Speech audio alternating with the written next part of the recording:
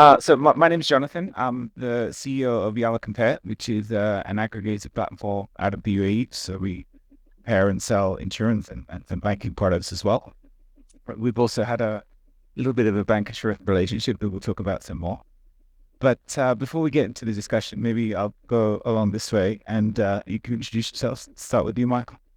As Michael Gerber, I'm CEO of 360F. We are a Insurtech company based out of Singapore and operate here in the last 5 years.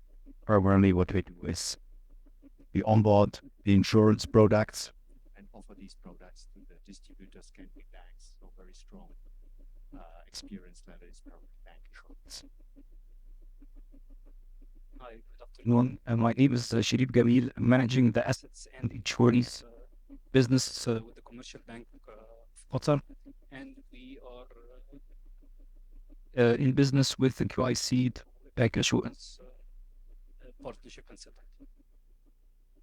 Hello, everyone. This is Adib Bidaoui, Senior Director for Channels in Tawuniya. Tawuniya is the largest insurer in the Mena region. I'm part of the strategy team, and what we do with channels is we look at creating channels, optimizing channels from a top line and bottom line, and finding ways to make our channels a good experience for either both partners and customers. And today, BancAssurance is actually one of the leading channels that we are looking to develop in Saudi Arabia. Hi, everyone. It's Alvaro here, part of Speedinvest. We're a venture capital fund based primarily out of Europe, built one of the leading early stage brands there. But we have an arm, which is the one that I'm involved with, that invests locally and in the African, Latin American regions. And we primarily invest outside of Europe in fintech and insurtech. So Great. Well, thank you for coming. Maybe I'll start with you, Sherif. We're privileged to have Sherif today. We're a room full of insurance people, conference with insurance people, and we've got a rare person here, which is one of our banking colleagues. So maybe let's start with the elephant in the room, maybe, Sherif. I think a lot of us might think that insurers are a long way behind banks in terms of technology. What are your thoughts? Well, thank you. Good question. I do agree. Banks are much more advanced in terms of technology, and I think this is predominantly due to the heavy investments we've done in digital transformation journey. And again, there were three main drivers. One is our customer expectations. So our customer today expects a very fancy digital journey. Two is, of course, Insurtech company rise competition. Third is the bottom line. So we all agree that again, we can deliver a superior customer journey at a fraction of cost. I think insurance companies are no different. Investing in digital transformation is a matter of survival. It's not an option anymore with the rise of insurtech companies. And a very, very simple and quick example, how we transformed our business. A credit card, which is something we would have. Commercial bank, we are a large bank in Qatar.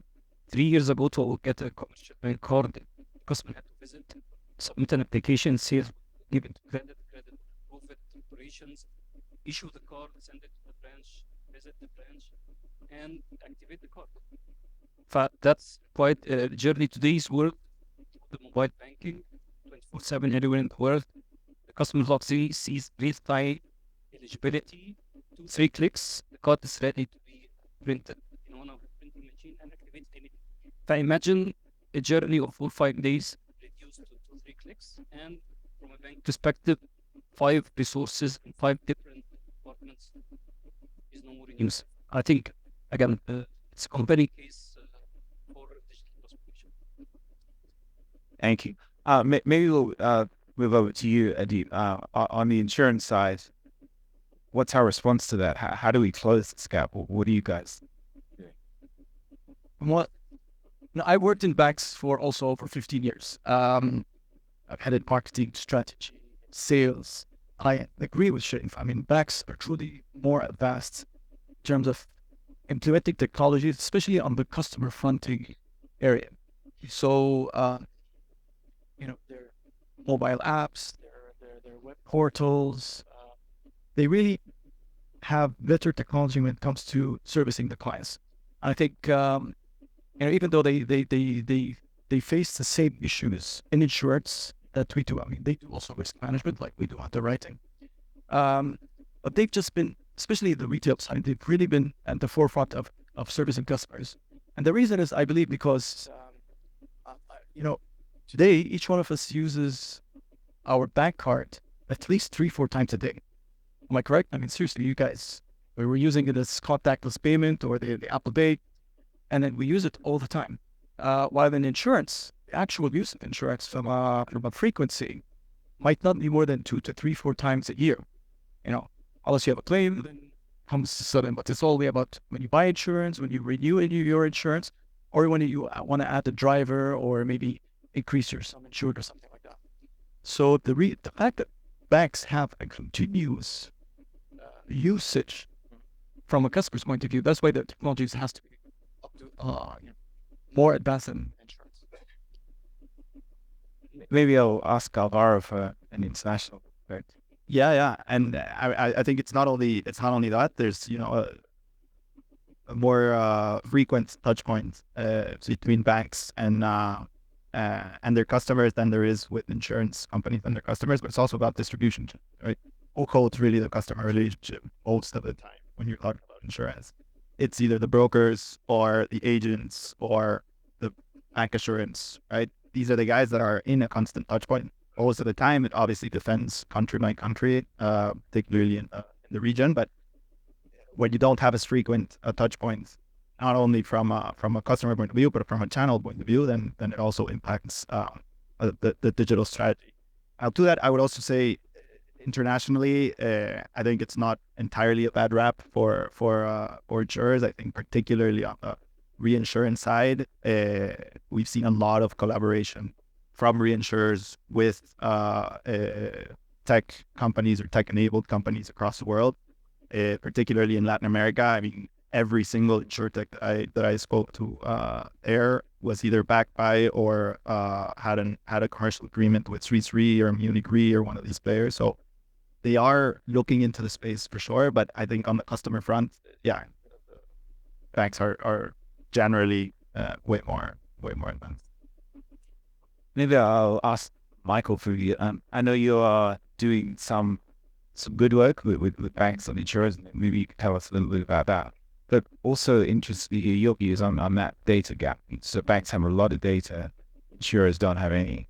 How does that impact on the work that you're doing? Thanks for the question. I would like to go one step back, right? I think the fundamentals of insurance and banking is very different. Insurance is pretty much something where we are protecting the person against unforeseen risks in the future, right? And that is very intangible, very difficult to understand. He does not know what happens in 5 years and 3 years. Of course, if we have mandatory compulsory insurance, that's a different thing, right? But nobody really understands it against human nature to stand up and say, I need this in 3 years because this could kick in. So I think we cannot expect from the customer that he knows what he wants in the future and that he even knows what he wants today. I think we need to predict what his future needs are. I have so many funny web pages where I give you an example, the term product or any kind of critical products. Coming from Asia, right? You have websites everywhere. And the first question is, how much sum assured do you need? How the heck does the average customer knows how much sum assured you need over the next 5 to 10 years, right? Which rider you want to have? We have 43 different categories of critical illness riders in Singapore. 43 different so you can expect to go into categories of critical illness riders and pick one of them. Nobody will do it.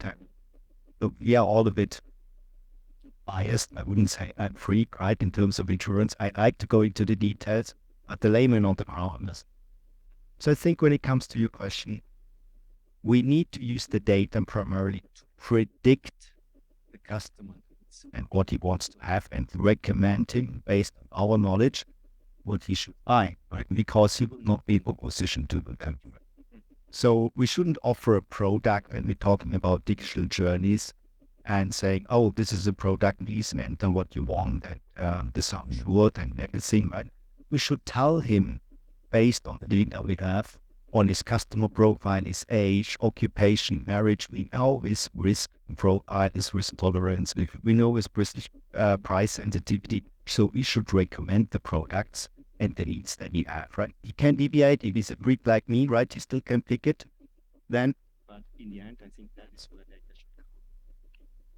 So I think we might perhaps all agree that if we could really use the data that banks have, we could predict most things about most people, right?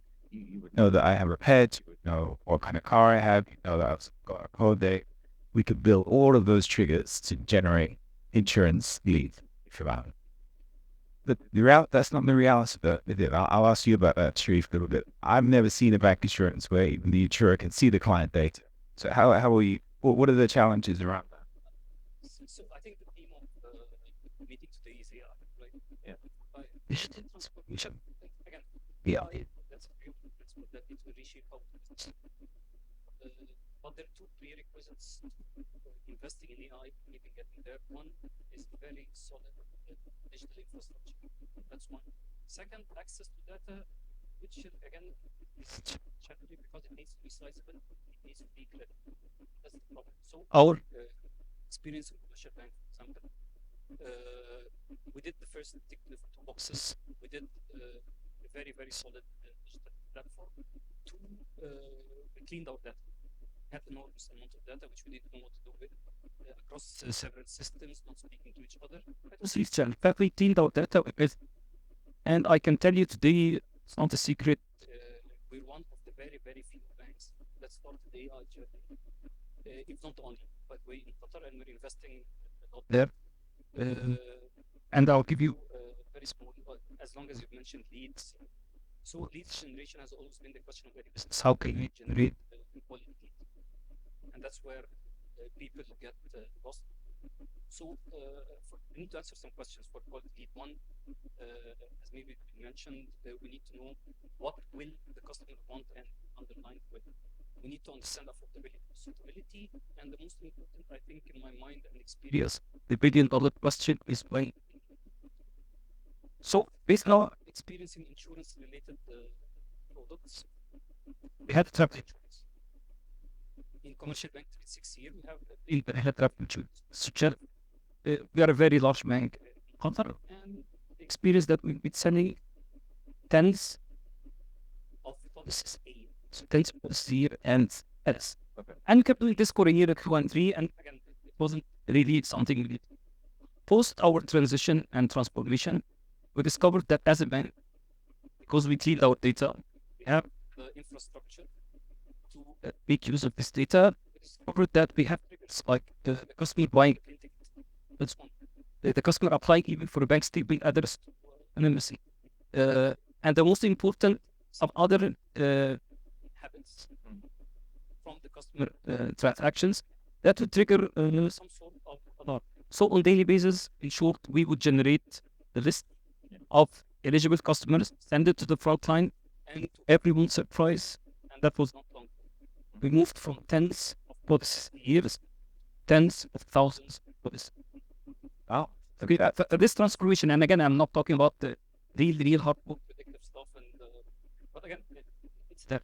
We made use the right Thoughts? and again, I think we're very there at commercial Commercial bank, and it's an experience which we're trying to convey across the market, because again, not only insurance, wealth management, and I advise all insurance companies look at the wealth management model, because I think they're third-party provider for us, but they're way advanced, and they're there. Yeah. A lot of time when we partner with our wealth management partners, we try to be forward to match their systems. On the contrary, on insurance, I think that's a quick snapshot.